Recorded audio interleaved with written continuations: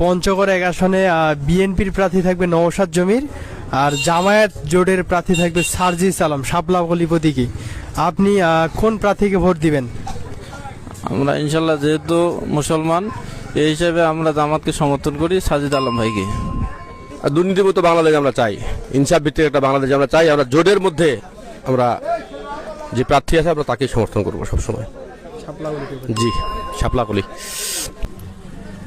আসসালামু আলাইকুম।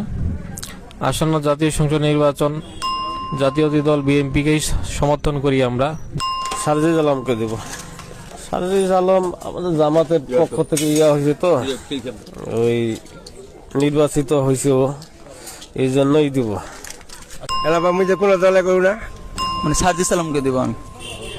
ভাই ধানের শীষ ভাই আজকে 17 বছর থেকে আন্দোলন করছে, 15 বছর রাষ্ট্র ক্ষমতা চালাইছে, কোনো দুর্নীতি নাই, টুর্নীতি নাই, কোনো নাই।